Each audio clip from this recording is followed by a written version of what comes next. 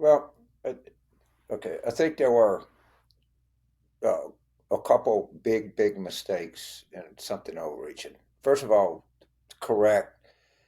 If by Biden staying in so late, we didn't have any process. We had all of this unused cordwood sitting on the sideline. Okay, and I mean really good unused. That if we'd have had some kind of an open process, and it would have it it, it would have been much better. It might, like I said, it could have been worse, but it sure could have been a lot better.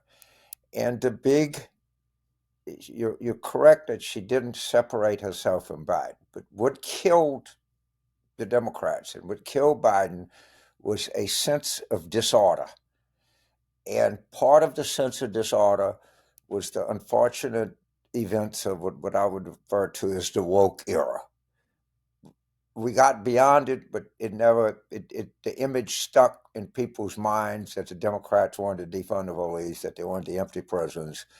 The immigration stuff, obviously, again, a big mistake, but more importantly, it created to the perception of disorder. The Afghanistan withdrawal, while I think Biden was 100% right in getting out, it was disorderly. Inflation was a sign of people's disorder, that there wasn't anyone in charge. And, if we learn anything from this is change is what wins elections, particularly, people are pointing out, it's a 65% wrong track country. And in a 65% wrong track country, we were offering people the same track. And, you could say it's easy in hindsight, but the basic fundamentals of politics were not being paid attention to. And you're right, the campaign didn't, except for that one answer, which was the money question, by the way. That just say that one question, but that one question became the whole definition of the campaign. And if you answer 99 questions really well, but you get the big one wrong, the outcome is going to be wrong. And it's easy to say in retrospect, but the reason it's easy to say is because truisms in American politics showed themselves to be, well, what they are, truisms. And now the question becomes, where do the Democrats go from here? And we're going to have an answer.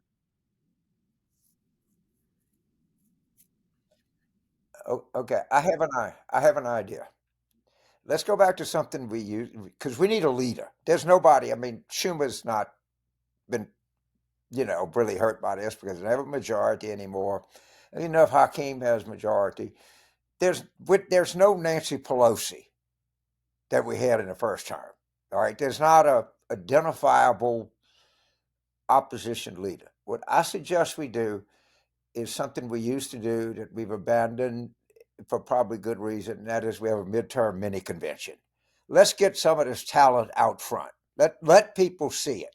Give people something to do. Give people something to organize around. Because right now, the entire party, and when I say the entire party, I mean the not just the leadership, but the rank and file, is dazed, confused. They don't know which way to turn. There's no heir apparent. There's no I mean, there's nothing, there's just a giant vacuum. And the only way that you can fill a vacuum is, well, you got to start somewhere. And, people say, well, how are you going to select it? And it's going to be everything that Democrats always do. They're going to say, well, you figure out how to select it and, invite five people to address the mini convention and get people together and talk, how we reorganize, how we redo. But I don't think we have 4 years. I think we got to do this all in preparation for the midterms and take the lessons that we didn't learn any new lessons, but boy, did we relearn some old lessons. Wow. But they got to get some assignment, something pushing forward to give us a rallying point for the opposition here. one of the logical places to go there, but there's, all right, don't start laughing when I say this. All right, everybody just calm down.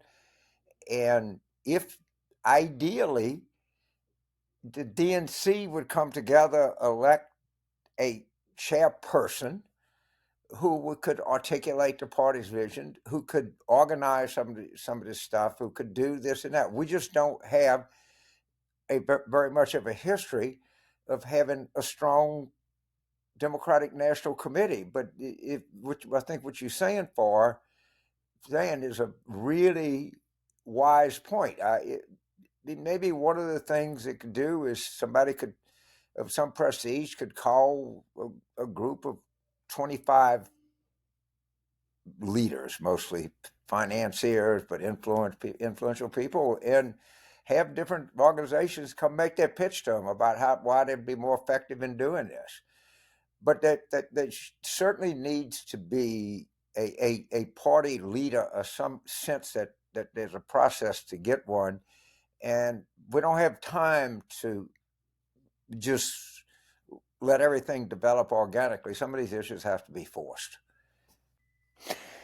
Yeah, again, I go back and just say ideally, it's certainly no evidence that it would have any role now, but in the ideal world, that would be the best place. I maybe some of the existing organizations, I've got to say, because I'm associated with American Bridge, but you have Future Forward, you got a lot of different advocacy groups around Washington, but but we have to shake it off, and there's no person to come up with a plan. There's no voice. The party has no voice right now.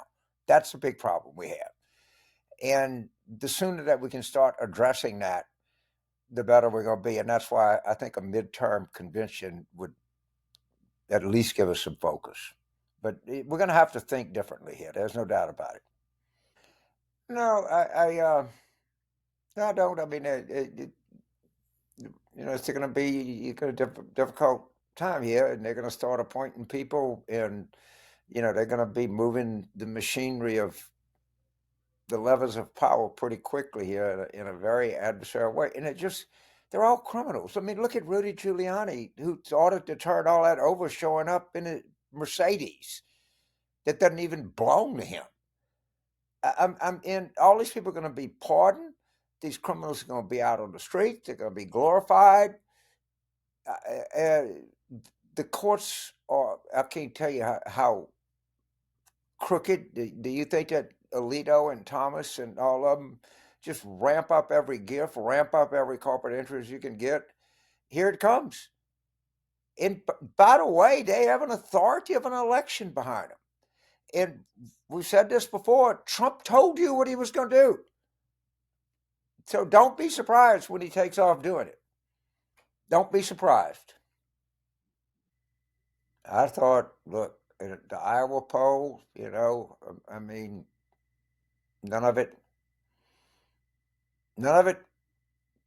panned out. And, we're going to have to unearth all this. But while it's being unearthed, we got to try to get moving in a better, we got to be an opposition party. That's all there is to it. And we're an opposition party with no power. Well, you know that they're gonna like slash the shit out of social insurance. But you can see that Musk and all these guys, Peter Thiel, they didn't grab the levers of government to keep entitlements in place and to keep taxes on incomes over a half million. I mean, we're going to have a bunch of, they're going to propose a bunch of unpopular things. Yeah, we'd had the mail issue was an issue. And, we got to figure out there, we didn't do that. No, we didn't. We did not replicate our 2020 coalition. I never thought that we were going to do that. But we didn't expand either. And we got to figure out a way that we deal with this mail problem that we have that is really significant, and it's really significant among non-white males and lower income males. It's I don't really get the entire ramifications of it, but it's a huge problem.